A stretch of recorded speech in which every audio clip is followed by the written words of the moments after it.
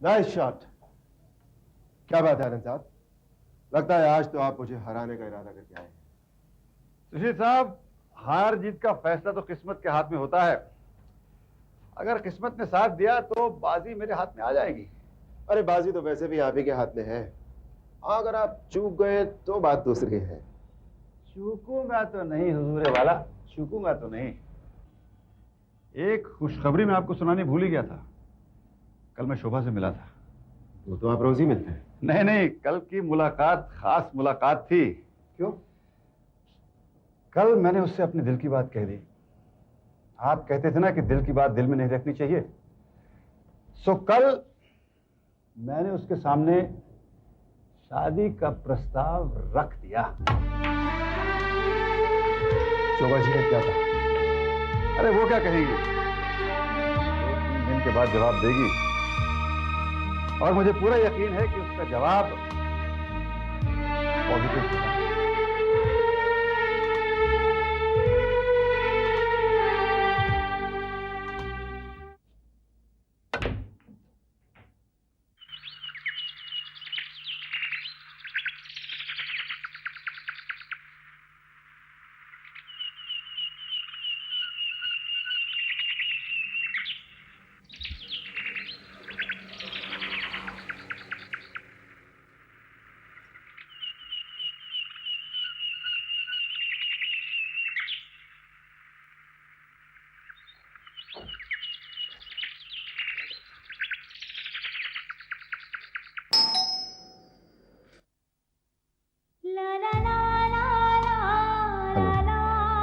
Hello, कैसे हैं आप? ठीक हूँ। आइए, अंदर आइए, बैठिए। Thank you.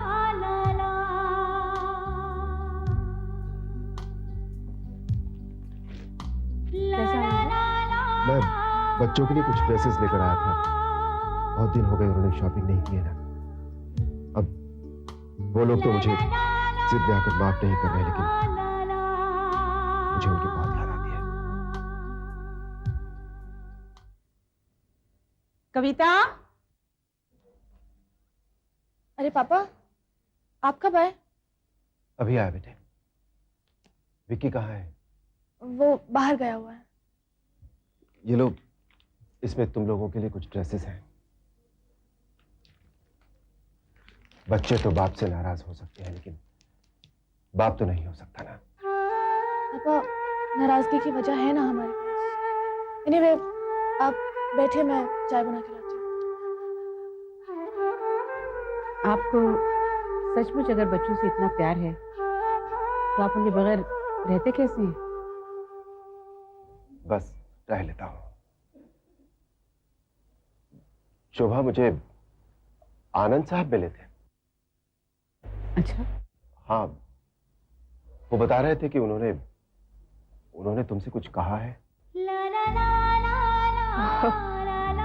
तो अब मैं समझी आप यहाँ क्यों आए। मैं भी सोची थी अचानक आपको बच्चों की याद कैसे आ गई। बुरा मत मानना शोभा, मैं तुमसे सिर्फ ये कहने आया हूं कि आनंद के लिए तुम जो भी फैसला करो सोच समझ के करना। कितने मतलबी हैं आप। आपका अपना फायदा किसी बात में हो, उसके लिए तो आप कुछ भी कर लेते हैं। ये आपकी आदत कब जाएगी? इसमें मतलब कैसा? मैं सिर्फ ये कहना चाहता हूं कि जल्दबाजी में कोई फैसला मत करना। मुझसे कुछ भी कहने का हक आप बरसों पहले खो चुके हैं। मेरे और आनंद के बीच आपको कुछ कहने की जरूरत नहीं है। तुमने फिर भी कुछ तो सोचा। आप फैसला सुनना चाहते हैं? हो सकता है मैं इनकार कर दूं, हो सकता है मैं हाँ भी कर दूं। मैं कुछ भी कर सकती हूँ। ठीक है, तुम्हारी मर्जी। मैं चलता हूँ।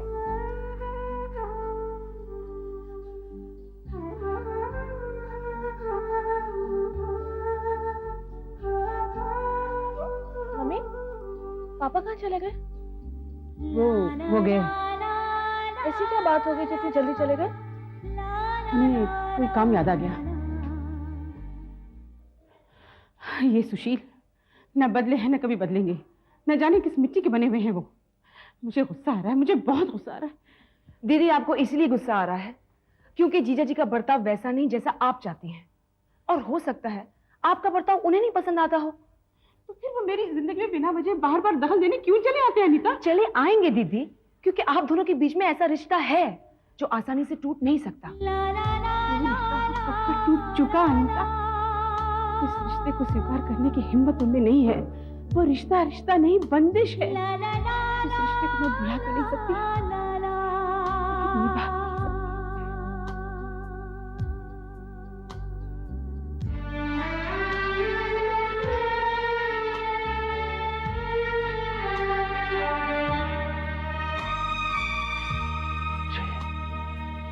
ये भी कोई जिंदगी है?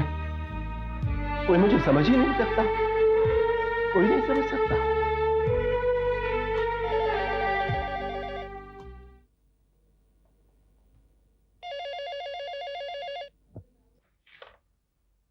कौन बोल रहा है? ये क्या सुशील, आप शराब पी रहे हैं? अरे मैं शराब पीऊं या जहर पीऊं, तुम्हें क्या? और तुमने मेरे मना करने के बाद भी यहां फोन क्यों किया? सुशील, मेरी एक छोटी सी गलती के लिए मुझे माफी नहीं मिल सकती क्या? Just shut up.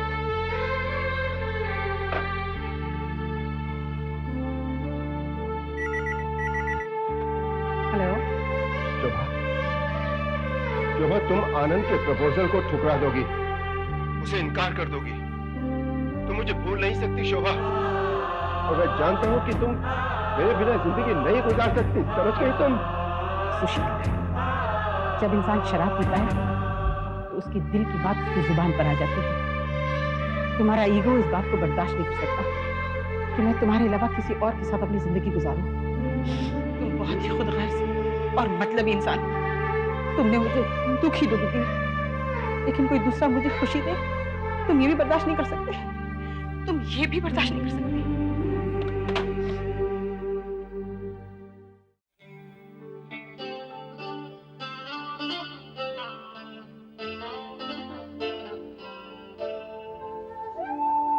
पापा, आप इतने टेंशन में क्यों हैं? न तो शोभा का फोन आया, न वो खुद आई। इसका मतलब है कि उसको जवाब ना ही है। ये कैसे कह सकते हैं आप? हो सकता है बात कुछ और हो। पापा, आप खुद फोन करके पता कर लीजिए। न तो मैं शोभा को सामना कर सकता हूँ, न उसे फोन कर सकता हूँ। अगर उसके दिल में ना है तो आप शोभा आंटी से कभी नहीं मिलेंगे? फिलहाल कुछ दिनों के लिए तो नहीं। जब तक हमारे बीच ये झिझक है, मैं उसका सामना नहीं कर सकता। पापा, कल 1 तारीख है। शोभा आंटी ऑफिस में जरूर आएंगी। Good morning madam. Morning. Madam, Anand साहब ने कहा कि इन फाइल में जो पेपर्स हैं उन्हें अभी साइन करना बहुत जरूरी है, कि उन पेपरों को सोलिसिटर के पास अभी भेजना जरूरी है। क्या बात है, वो सुबह से नजर नहीं आ रहे हैं, ना इंटरकॉम पर बात कर रहे हैं। जी वो बहुत बिजी हैं। ऐसे कौन से काम में बिजी हैं जो 2 मिनट में से बात भी नहीं कर सकते? मेरी बात कराओ उनसे। जी अच्छा। हेलो। बहुत ज्यादा बिजी हो क्या? नहीं, मैं बस कुछ फाइलें देख रहा था। ऐसी कौन सी जरूरी फाइल है जिसके लिए तुमने आज मुझे हाय हेलो कुछ भी नहीं किया? ऐसी कोई बात नहीं। मैं अभी और इसी वक्त तुमसे मिलना चाहती हूँ। अभी? आनंद, तुम आते हो या मैं आऊँ तुम्हारे कैबिन में? मैं आता हूँ।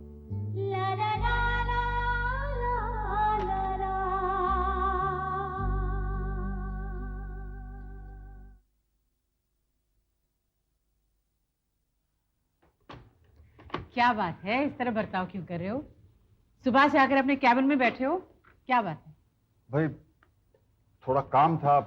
देखो आनंद, काम तो पहले भी हुआ करता था। तुम मुझसे नाराज हो कि मैंने तुम्हारे बात का जवाब नहीं दिया? नहीं, वो बात नहीं है। वही बात है, लेकिन तुम्ही ने तो कहा था कि मेरा जवाब चाहे जो भी हो, हमारी दोस्ती में कभी कोई फर्क नहीं पड़ेगा। तुम क्या कह रही हो? हमारी दोस्ती में क्या फर्क आया है? आनंद, तुम्हें मेरा जवाब चाहिए ना? हाँ शोभा, अगर रुके हुए फैसले का हल निकला है तो अच्छा है, मैं सिर्फ इतना कहूंगा कि अगर तुम्हारा जवाब ना हुआ तो मैं जानना चाहूंगा कि उसकी उसकी वजह क्या है। मैं तो पहले भी कह चुकी आनंद, तुम्हारी जीवन साथी तो कोई नसीब वाली ही बनेगी। बनेगी यानी तुम नहीं बनना चाहती। सच तो ये कि आज मैं जिंदगी के जिस मोड़ पर खड़ी हूँ वहां से दोबारा घर बसाने का कोई रास्ता नजर नहीं आता। इसका मतलब यह है कि तुम अपनी सारी जिंदगी एक ऐसे आदमी की यादों के सहारे जीना चाहती हो जिसने तुम्हारी कभी कदर नहीं की, परवाह नहीं की। देखो शोभा, जिंदगी ऊपर वाले की देन है और उसे जानबूझकर दुखों के हवाले कर देना एक बहुत बड़ा गुनाह है। मैं खुद गर्ज नहीं हूं शोभा। आई केयर फॉर योर, मैं तुम्हारी खुशी चाहता हूं। मुझे पूरा यकीन है कि अगर तुम ठंडे दिमाग से सोचोगी तो तुम्हें ऐसा कोई रास्ता दिखाई दे जाएगा जिसकी बदौलत तुम एक खुशियों भरी जिंदगी बसर कर सकोगी। Anyway, it's up to you. मैं तुम्हें 1 महीने का वक्त देता हूं। अगले महीने इसी दिन इसी जगह के अगर तुम्हारा जवाब ना होगा तो मैं वादा करता हूं कि मैं आइंदा इस मामले के बारे में जिक्र तक नहीं करूंगा। तब तक हम अच्छे दोस्तों की तरह रहेंगे। And I won't talk about this. Office में जरा काम है, लंच इकट्ठे करेंगे। तेरा जवाब हाँ ही में होना चाहिए। हाँ दीदी, आनंद जी आपके लिए बिल्कुल ठीक है। आप दोनों एक दूसरे को जानते हैं, आप दोनों में अंडरस्टैंडिंग है। अरे लेकिन आप लोग ये सब क्यों सोच रहे हैं? मैं इस उम्र में नए सिरे से घर बसाने के बारे में क्यों सोचूं? क्या जरूरत है मुझे? और वैसे भी मैंने आनंद को हमेशा एक सच्चे दोस्त के नजरिए से ही देखा है। 1000 बार कह चुकी हूँ मैं ये बात। एक औरत और मर्द की सच्ची दोस्ती शादी के बंधन के बहुत करीब होती है बेटा। बस सोचने की देर है। मेरी बात मान बेटा, ये सुशील के नाम का मंगलसूत्र जो तूने अपने पहन रखे इतने सालों से, इसे उतार के फेंक दे। तू कहती है ना कि एक हिंदुस्तानी औरत की मांग में भरा सिंदूर उसके लिए वो गहना है जो कभी बदला नहीं जा सकता। जब वो इंसान ही बदल गया तो उस आदमी की निशानी को अपने सीने से लगाए रखना महामूर्खता है, बेवकूफी है। मेरा मंगलसूत्र एक आदमी की निशानी है बाबूजी, जिसे मैंने सच्चे दिल से प्यार किया था। अगर वो इंसान बदल गया है, ये जरूरी नहीं कि मैं भी बदल जाऊं। या सुशील को कभी शायद माफ न कर सकूं, लेकिन किसी दूसरे आदमी का रिश्ते को कबूल करूं, ये तो बिल्कुल नामुमकिन है। And relationship can never succeed if it is on the rebound. ये अंग्रेजी का लेक्चर झाड़ना बंद कर। तू ये जो आनंद को उस नजर से नहीं देखती ना, इसीलिए ऐसा बोल रही है। अरे तू सुशील ने धोखेबाज को अब तक दिल में बसाए बैठी है। आनंद तो बहुत ही अच्छा आदमी है, उसके लिए तेरे दिल में जगह बनने में वक्त नहीं लगेगा। भगवान के लिए मुझे अकेला छोड़ दीजिए।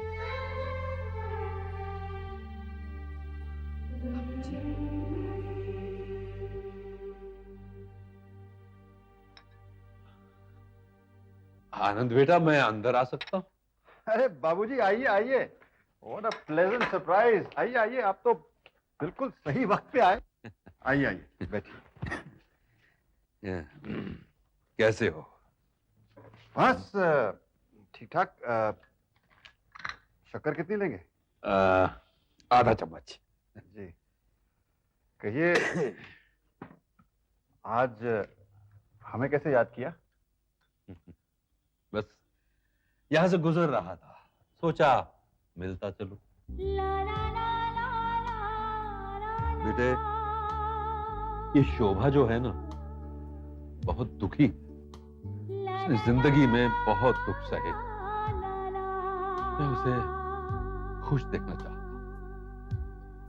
बाबूजी, मैं भी यही चाहता हूं कि शोभा को दुनिया की हर खुशी मिले। मैं जानता हूं ये खुशी तुम दे सकते हो। मुझे पता चला कि तुमने शोभा का हाथ मांगा, बहुत खुशी हुई मुझे जानकर। बस बस ये खुशी कायम रखना बेटे। किसी तरह बेटे शोभा को इस रिश्ते के लिए राजी कर लो। बाबूजी, मैं जानता हूं कि शोभा समझदार औरत है, वो हर फैसला सोच समझ कर करेगी। तुम्हारा बहुत बहुत शुक्रिया बेटे कि तुम मेरी बेटी की खुशी के बारे में सोच रहे हो। भगवान तुम्हें सदा खुश रखे और जो तुम सोच रहे हो उस पर तुम्हें कामयाबी मिले। हेलो।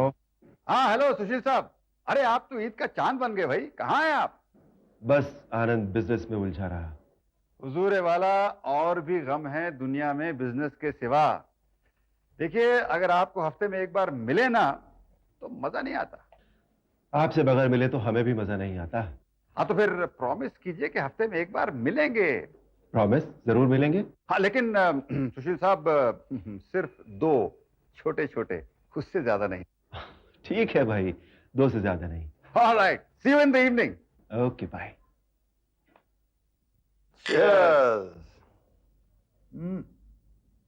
तो मैं तो बड़ी मुश्किल से अपने दिल की बात जुबान पर ले आया।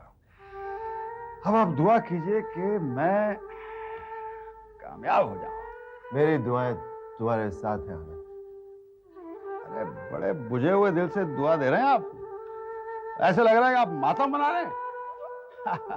अरे भाई, ऐसा तो नहीं कि आपको जलन हो रही है कि मैं नई जिंदगी शुरू कर रहा हूं और आपको अपनी जिंदगी अकेले में बसर करनी पड़ेगी?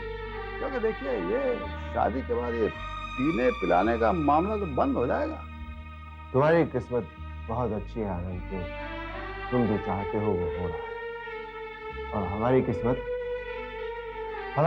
तो ऐसी है कि हमारा आशियाना हमारे सामने चल रहा है, हम खड़े हुए तमाशा देख रहे हैं। अरे जनाब, ये किस्मत का खेल है।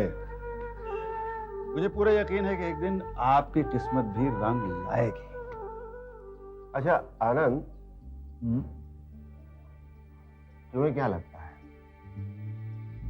शोभा जी तुम्हारी जिंदगी में आ जाएंगी?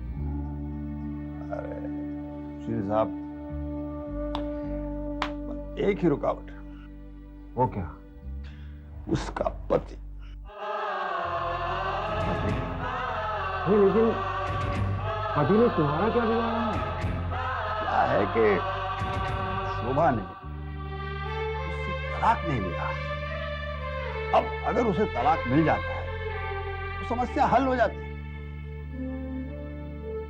लेकिन आनंद, शोभा जी का पति तो लापता है। अरे पता नहीं यार कहाँ छुपा हुआ है वो बदतमीज नामाकूल।